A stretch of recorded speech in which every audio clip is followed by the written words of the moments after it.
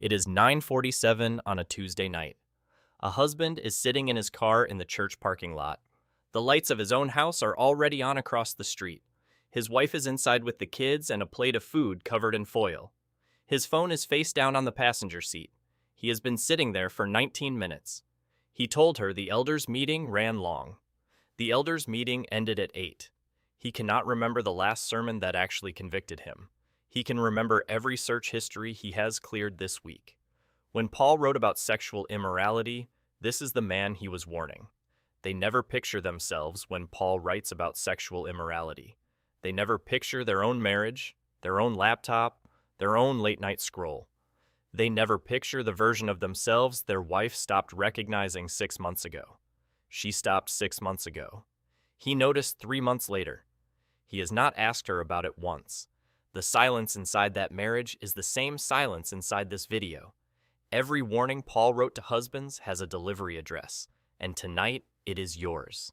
The private screen. He waits until she is asleep before he reaches for it. The phone glows against the bedroom ceiling at 1 in the morning. His wife is breathing softly beside him, and he is not in the room with her anymore. He is in pixels with women who do not know his name. This is the covenant breach that happens before anybody is ever touched. The man Paul was describing pays for date nights and tithes consistently. He leads the men's group on Saturday mornings. He has not missed a Sunday service in 2 years. He cleared the history again before he set the phone down. She does not know yet, and that is exactly what makes it adultery. Jesus appeared to the disciples in the very room where they had abandoned him. He breathed on them and said, "Peace be with you." The same risen Christ stands at the foot of that bed tonight, and he is not there to expose the husband. He is there to bring him back from a death no one in the house knows about yet. The screen will not save the marriage. The empty tomb is the only thing that ever has. Do not let this become a video about the man 2 pews behind you. The drift into roommate mode. Same bed, 2 phones, backs turned for the 400th night in a row. He calls it being tired. She calls it being invisible. Paul wrote that the husband does not have authority over his own body. His wife does. That command was not theoretical for the Corinthians, and it is not theoretical for the husband watching this. Stop assigning this to the couple at the small group across town. The husband Paul was correcting is the one who has been polite for 3 years. He has stopped reaching for her, and he has called that maturity. He has stopped initiating, and he has called that respect. He has built a wall out of phone screens and sleep schedules. Paul did not write that command for the unbelievers in Corinth. He wrote it for the husband reading this right now. The same Christ who restored Peter on a beach after denial restores the husband who has lived as a roommate for 3 years. Peter denied him 3 times around a fire. Jesus asked him 3 times around another fire if he loved him. The risen Lord rebuilds the leader who quit leading. He rebuilds the husband who quit pursuing. He does it with a question, a meal, and a wound that is still visible on his hands. The emotional affair he will not name. There is a coworker. There is a thread he deletes before he walks inside the house. There is a laughing emoji that means more than a vow does right now. He tells himself it is just conversation. Adultery does not begin with a body. It begins with a sentence shared with the wrong person. This is not the man at your office. It is the man holding the phone. He has given another woman the version of himself his wife has not seen in years. The patience, the interest, the questions about her day that he stopped asking at home. He is not sleeping with her. He is sleeping next to a woman he is starving on purpose. He has rerouted the affection that belongs to one address. He has called her his friend, and the lie is loud enough to wake the dead. Christ stood before the people who had betrayed him with the wounds still visible. He offered them peace before they confessed a single thing. The risen Lord is the only one who can take a husband whose heart has wandered emotionally and put it back where the covenant says it lives. He does not wait for the husband to deserve it.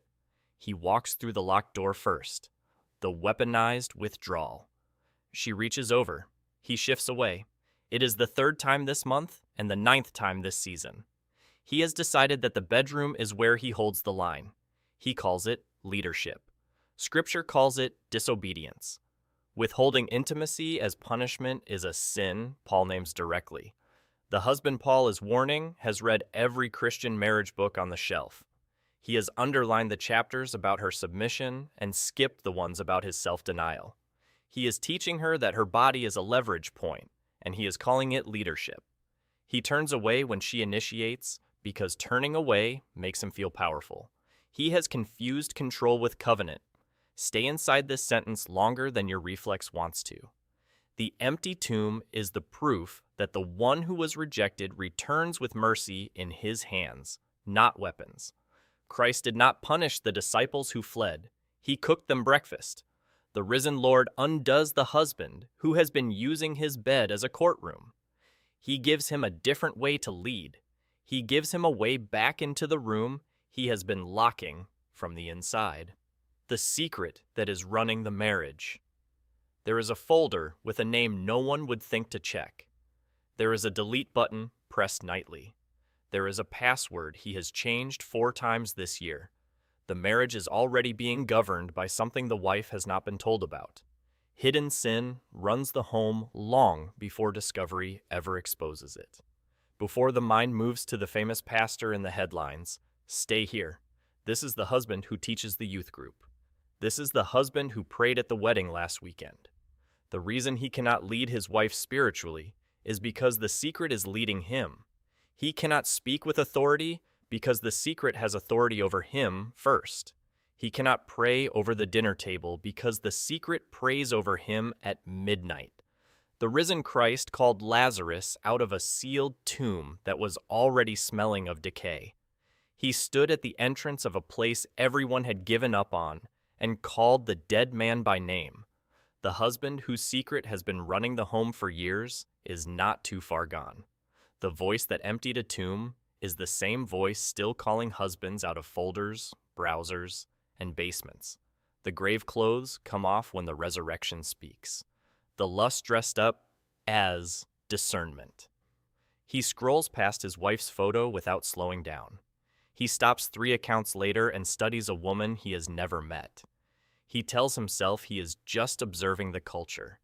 The eye that lingers has already broken the 7th commandment in the place God examines first.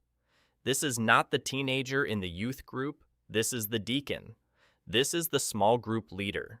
This is the husband who corrects other men's theology online. He has built a private gallery of women who do not know him, and his wife is no longer in it. He has ranked her against strangers for years. He has trained his eyes to look past the woman who married him. What just tightened in your chest is the exact thing Paul was describing. The same spirit that raised Jesus from the dead is offered to the man whose eyes have wandered for a decade. That spirit does not just forgive the gallery. That spirit dismantles it. The risen Christ rebuilds the man who has been worshiping reflections. He gives him eyes that can see his wife again. He gives him a heart that can be faithful in the place no one watches, the night he stops praying with her. The Bible on the nightstand has been unopened for 14 weeks. The last time he led a prayer with his wife, he could not finish it. He told her he was tired. He has been tired for over 3 months now. Spiritual neglect is the sexual warning hiding in plain sight. This is not describing a stranger. It is describing the man who was the spiritual leader on the wedding day. The same man who once read scripture over her now cannot make eye contact during grace. The same man who used to pray for her healing now scrolls past her name in his own contacts. He stopped praying with her because praying with her made the secret unbearable. Prayer is the room where the hidden things start screaming. He silenced the room rather than face the things inside it. The risen Lord did not wait for the disciples to clean themselves up before he walked through the locked door. He walked through it while they were still hiding. He spoke peace into the very room their guilt had built. That same Christ walks through the locked door of a marriage where prayer has died. He is not there to shame the husband who closed the Bible. He is there to open it again in his hands. The voice that called Lazarus out can call a husband back to the side of the bed where he used to kneel. He scrolled past his wife's photo to study a stranger, and he keeps ignoring it. He turned away from her the third time this month, and he keeps ignoring it. He gave another woman the version of himself his wife has not seen in years, and he keeps ignoring it. He let the secret folder run his marriage for half a decade, and he keeps ignoring it. He stopped praying with her because the prayer made the hiding hurt, and he keeps ignoring it. He told himself the silence is peace, and he keeps ignoring it. Every one of these warnings has a delivery address, and tonight, it is the man watching this video.